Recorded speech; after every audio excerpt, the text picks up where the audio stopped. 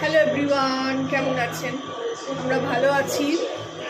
আজকে মাছ কিনতে গেছিলাম। মাছ এখানে আমাদের যে লোকাল মাছওয়ালাটা আছে, সে এখন আবার বসছে।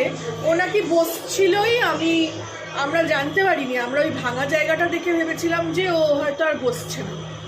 তো ফোন করে ওই আগের দিনেই বলেছিলাম না, বাজার করতে গেছিলাম, তখন দেখা করে এসেছিলাম। বলেছিল যা মাছ বলবেন এনে দেবো। তো বলেছিলাম, কিন্তু ওনার মনে নেই, ভুলে গেছে। তো কালকে ফোন করেছিলাম, পাইনি, ওঠাইনি। আজকে ফোন করলাম, বললো হ্যাঁ আপনি যা বলছেন, ট্যাংরা, পাবদা, পার্শে, পাবদাটা বলেনি, ট্যাংরা, পার্শে, কাটা মানে রুই সব আছে, আপনি আসুন নিয়ে যাবেন। তো আমি ওই 5:30 নাগাদ গেছিলাম। তো মাছ নিয়ে এসেছি। কি মাছ বাজার করে নিয়ে আসলাম দেখাই আপনাদের, চলুন আপনাদের সঙ্গেও শেয়ার করি। সকাল থেকে সেই আওয়াজ হচ্ছে, দুদিকে দরজা খুলিনি, দরজা বন্ধ করেছি, মধ্যিখানের জানলাটাও বন্ধ করেছি, মাথা ধরে যাচ্ছে একেবারে, এত আওয়াজ। তো শুধু রান্নাঘরের জানলাটা খোলা আছে, তো কিছু করার নেই, সব নয়তো আটকাট হয়ে যাচ্ছে। চলুন দেখাই কি কি মাছ বাজার করলাম। বেসিনেই থালাটা নিয়ে নিয়েছি, আর এইখানে এই যে প্যাকেটগুলো আছে, এই যে একটা প্যাকেট, দুটো, তিনটে, চারটে, 5 রকম মাছ নিয়েছি, আর একটার মধ্যে একটা ঢুকিয়ে দিয়েছে। এখানে বার করে রাখি। কিছু মাছ তো কাটতেও হবে, জানি না এখন কাটতে পারবো কি না। না কাটতে পারলে এখন বক্সে করে রেখে দেবো, কালকে যেরকম খাবো কেটে দেবো। থালাটা ধুয়ে নিয়েছি, বেসিনও আমার ধোয়াই। প্রথমে দেখাই, প্রথমে চিংড়ি, 100 টাকার চিংড়ি নিয়েছি, বেশ বড় চিংড়ি, দেখুন বেশ বড় বড়। এই যে দেখা, একটু ক্যামেরাটা দূরে হয়ে গেছে আসলে। এই কেটে নেবো, গতবারেও তো কেটেই নিয়েছিলাম। চিংড়ি 100 টাকার এনেছি। মেয়ে আসলে গন্ধ লাগে, ওই জন্য ধরতে পারে না, তবে কোনো মাছের গন্ধ নেই। এটা এনেছি মৌরলা, 50 টাকার মতন এনেছি। আমি দেখেছি অনেক সময় অনেকে রান্না করে খায়, আমার খুব খেতে ইচ্ছে করে। মৌরলা এটা এনেছি 50 টাকার। এইটা এনেছি, দেখুন এরকম 6টা পার্শে আছে, ছোট ছোট,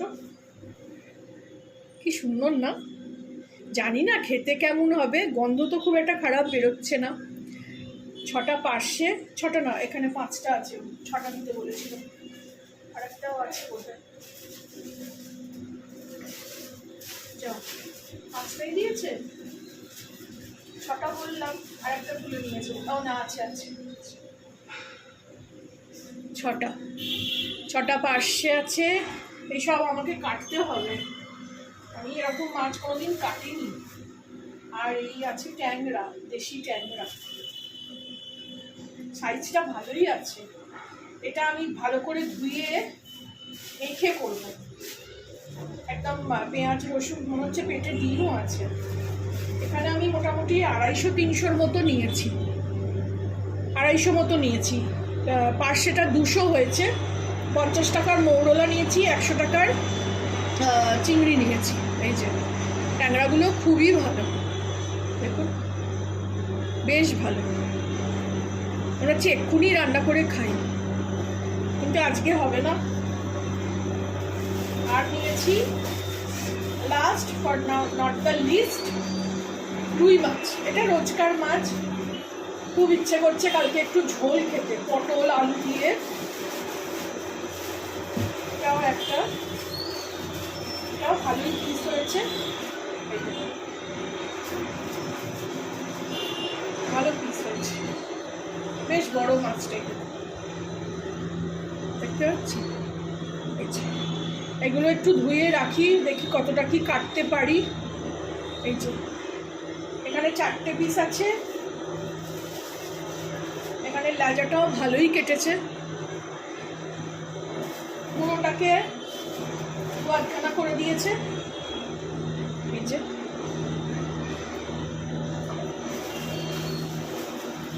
3টে পিস আছে, ভালোই পিস হয়েছে। 7খানা পিস লেজা মুড়ো। এই নিয়ে হলো রুই মাছ। রুই মাছটা হলো আপনার 800 গ্রামের মতো, 830 এরকম হলো রুই মাছ। তো হাতটা ধুয়ে নিই, মাছগুলো কেটেই নেবো ভাবছি, কেটে নিয়ে ফ্রিজে সব ঢুকিয়ে দেবো।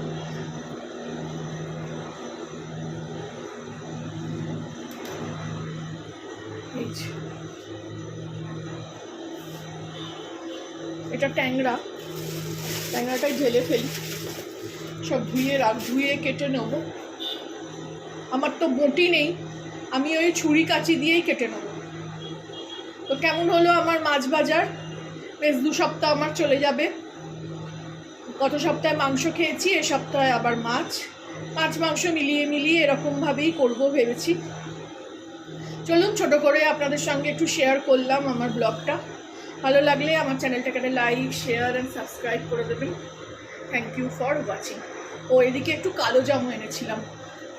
কালো জামটা 50 টাকা পাও নিল, 250 গ্রাম। খুবই মিষ্টি খেতে, আর কালো জাম খাওয়া খুব ভালো, সময়ের ফল। আমি খুব খাওয়ার চেষ্টা করি। কালো জাম অ্যানিমিয়া রুখতে সাহায্য করে। তো চলুন, ভালো লাগলে আমার চ্যানেলটাকে লাইক, শেয়ার অ্যান্ড সাবস্ক্রাইব করে দেবেন। যারা এতক্ষণ দেখলেন আমার একটা ছোট্ট ব্লগ, একটা লাইক দিতে ভুলবেন না। ভালো লাগলে আমার চ্যানেলটাকে লাইক, শেয়ার, সাবস্ক্রাইব করে দেবেন। Thank you for watching.